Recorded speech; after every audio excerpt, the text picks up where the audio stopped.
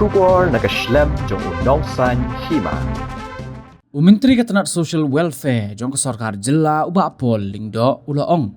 Bahaga jinge lang kabala pelong Ryngkat ke jinge kenduk lang bat ki Myntri napok ke jilla Assam laya menjur bat rulat ho yiki Jaka ki badan yiki jinge kajia bat ke jinge per jingmon.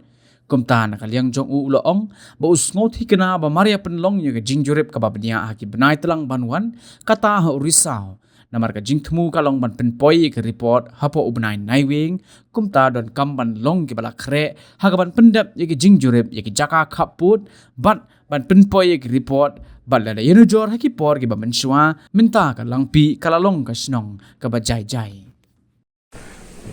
In the last meeting which we had along with my Assam counterpart Mr. Patwari, we have agreed and in fact have narrowed down the areas of differences. So I am confident that once we conduct the site visits, which will happen post monsoon, we already agreed to meet probably in the month of October, because our mandate is to submit our final report in the month of November itself. So we should be in a position to complete the site visit and submit the report.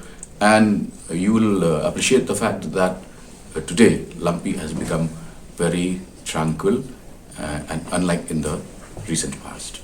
Uba pol Lyngdoh Myntri katanat social welfare jong sarkar jilla ulaong. Baka sarkar kala shimkhia bha hakabede bat ki report bat yakani unut man kubur namar ba ulu julong teng udukhan bat ru usong kenor jong public account committee bat day ke PAC kabalong ke Lyngdoh bar ka barin lada jia ba amla ban pelong yi ka jinyalang bat day halor gani ka nongrim uba pol uleyat ho baka sarkar ka shimkhia bha ha ka bede bat ki report bala pha de kitna trekam ba pher halor ki jing bembit bembyang bat kum ka sarkar kan pej benya bat ru kan perkhat kat kum ka jing day hok ban yo yi ki jing dawa Henry ka report jong ka CAG how news nem kan pej benya ha ka bede bat ki jing duna ki ba wan nadu ki por jong ka sarkar barim pat jagani ne kalyong ba pol ulaong ba umdon AA ban ong nile. The report has always been taken very seriously by the state government, and I say this with authority because I was a member and then a chairman of the PAC, and the PAC is supposed to be the mini assembly. It meets when the assembly does not meet.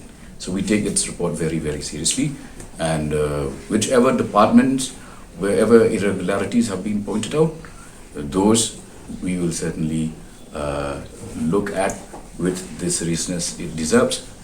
But again, please note that the CAG report of this year would look into whatever shortfalls and shortcomings of the last government, of which I had no role, nothing to do.